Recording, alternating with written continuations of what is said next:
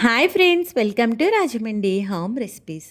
ఈరోజు మన ఛానల్లో సంక్రాంతి స్పెషల్గా చేసుకునే రెసిపీలో ఒకటి ముక్కల పులుసు. అదేనండి, దప్పిలం. మన అమ్మమ్మల కాలం నాటి రెసిపీ. అన్ని రకాల కాయగూరలతోటి కలగలుపు పులుసు చేసేవారు. భలే రుచిగా ఉంటుంది. అన్ని రకాల కాయగూరలు వేయడం వల్ల కూడా ఆరోగ్యానికి కూడా చాలా మంచిది. సంక్రాంతి రోజున ఈ కలగలుపు పులుసుని పెద్దలకి నైవేద్యంగా పెడతారు. ఎలా తయారు చేసుకోవాలో ప్రాసెస్ చూద్దామా?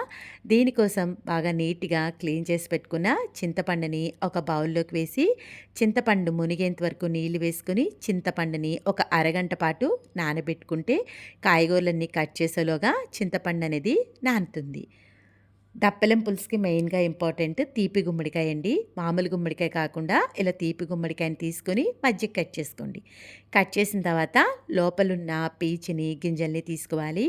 పీచుని తీసేటప్పుడు పూర్తిగా తీయనవసరం లేదండి. కొద్దిగా లైట్‌గానే తీసుకోండి. పీచుతో పాటే కర్రీ వండుకుంటే ఆరోగ్యానికి మంచిది. ఇలా అంతా కూడా గింజల్ని తీసేసుకోండి. ఈ గింజలను శుభ్రంగా కడిగేసి ఎండలో ఆరబెట్టి రోస్ట్ చేసి కూడా తినొచ్చు. మా అమ్మమ్మ గారు మా చిన్నప్పుడైతే బూడిదలో కాల్చిచ్చేవారండి. చాలా బాగుండేది.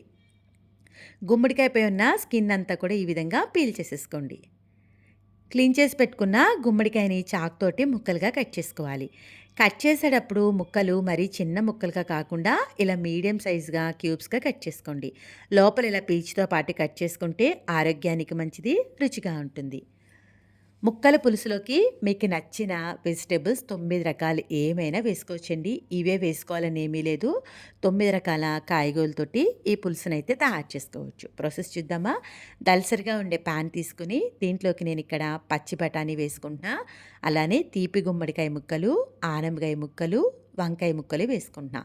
ఈ పులుసుకి బెండకాయ ముక్కలు, అలానే చిలకడదుంప ముక్కలు, అరటికాయ ముక్కలు, క్యారెట్ ముక్కలు, బంగాళదుంప ముక్కలు, దీంతో పాటు పచ్చిమిర్చి ఒక 4 లేదా 5, దొండకాయ ముక్కలు, అలానే ములక్కాడ ముక్కలు, చిక్కుడుకాయ ముక్కలు, దీంతో పాటు ఉల్లిపాయ కూడా వేసుకుంటున్నాను. ఉల్లిపాయ అనేది కంప్లీట్‌గా ఆప్షనలే. కాయగూరలు ఇవే వేయాలని ఏమీ లేదండి. ఆనపకాయ, గుమ్మడికాయ, చిలకడదుంప, వంకాయ ఉండేటట్టుగా చూసుకోండి. పులుసు అనేది రుచిగా ఉంటుంది. నానబెట్టుకున్న చింతపండు గుజ్జుని ముందైతే చిక్కగా ఇలా స్క్వీజ్ చేసి వేయండి. తర్వాత దాంట్లో నీళ్లు వేసుకొని ఇంకొకసారి చింతపండు గుజ్జుని 2, 3 సార్లు ఇలా స్క్వీజ్ చేసి నీళ్లు వేసుకోవాలి. ముక్కలు మునిగేంత వరకు ఇలా ఒక గ్లాస్ దాకా నీళ్లు వేసుకోండి.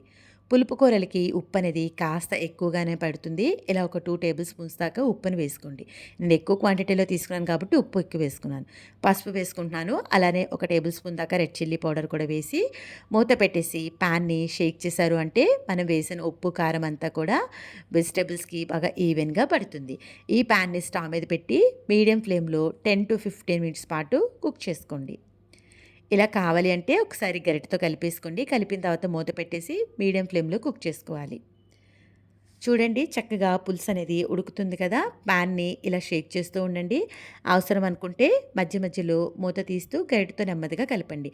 మరి ఎక్కువగా మ్యాష్ చేసేస్తూ కలిపితే గనక వెజిటబుల్స్ అన్నీ కూడా మనకి మెత్తగా మ్యాష్ అయిపోయినట్టుగా అయిపోతాయి. మూత పెట్టేసి మరొక 5 నిమిషాల పాటు కుక్ చేద్దాము. చూడండి, పులుసు చక్కగా మరుగుతుంది కదా! దీంట్లోకి క్లీన్ చేసి పెట్టుకున్న కొత్తిమీర కూడా వేసుకొని, కొత్తిమీర అంతా కూడా బాగా కలిసేటట్టుగా కలిపేసుకోండి. ఇలా అంతా కూడా బాగా కలిసిపోయిన తర్వాత పులుపుకి బ్యాలెన్స్‌గా కొద్దిగా బెల్లం తురుముని వేస్తున్నా. ఇలా బెల్లం వేయడం వల్ల పుల్ల పుల్లగా, తీయగా ఉండి పులుసు అనేది చాలా రుచిగా ఉంటుంది. బెల్లం అనేది స్కిప్ చేయకుండా ఉండండి. అప్పుడే టేస్ట్ బావుంటుంది. మూత పెట్టేసి మరి కొద్దిసేపు అయితే ఉడకనివ్వండి.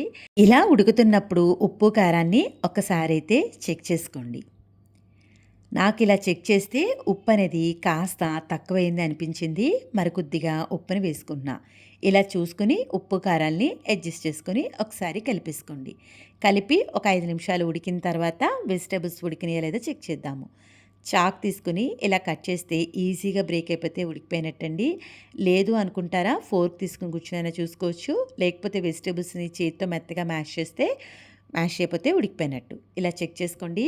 నాకు ఇక్కడ క్లిప్ మిస్ అయిందండి. పులుసు ఇలా మరుగుతున్నప్పుడే ఒక 2 స్పూన్ల దాకా వరిపిండిని వేసుకొని ఉండలు లేకుండా కలిపేసుకొని మరుగుతున్న పులుసులో వేస్తే పులుసు చిక్కబడుతుంది. టేస్ట్ కూడా బావుంటుంది. ఈ పులుసులో మనం పప్పు వేయం కాబట్టి ఇలా వరిపిండినైతే పులుసు మరుగుతున్నప్పుడు వేసుకోండి. చూస్తున్నారు కదా! పులుసనేది దగ్గర పడింది కదా! లో ఫ్లేమ్‌లో పెట్టుకొని పక్కకు పెట్టండి. ఇంకొక స్టవ్ మీద స్టవ్ ఆన్ చేసి పాన్ పెట్టి ఆయిల్ వేసుకోండి. హీట్ అయిన తర్వాత పోపు దినుసులు వేసుకోండి. మినపప్పు, ఆవాలు, జీలకర్ర. ఆవాలు చిటపటలాడిన తర్వాత 2 లేదా 3 ఎండుమిర్చి వేసుకోండి. కావాలంటే క్లీన్ చేసి పెట్టుకున్న కరివేపాకు కూడా వేసుకోవచ్చు. వేయించుకున్న పోపుని ఈ పులుసులో వేసేసుకోవాలి. ఇలా వేసేసుకున్న తర్వాత అదే పాన్‌లో మరికొద్దిగా పులుసుని వేసి దాన్ని కూడా దీంట్లో వేసేసుకోండి. పోపంతా కూడా పులుసులోకి బాగా కలిసేలాగా కలిపేసుకోండి. ఇలా కలిపిన తర్వాత స్టవ్ ఆఫ్ చేసేసుకోవడమే. చూస్తున్నారు కదా! ఎంతో టేస్టీగా ఉండే మన అమ్మమ్మల కాలం నాటి ముక్కల పులుసైతే రెడీ అయిపోయింది. టేస్టు బావుంటుంది. ఆరోగ్యానికి కూడా చాలా మంచిది. చూస్తున్నారు కదా! కలగల పులుసు తయారు చేయడం ఎంత ఈజీయో మీరు కూడా ట్రై చేసి ఎలా వచ్చిందనేది మీ అమూల్యమైన ఫీడ్‌బ్యాక్‌ని నా కామెంట్ సెక్షన్‌లో తెలియజేయండి. Thanks for watching my video. Please like, comment, share, subscribe my channel.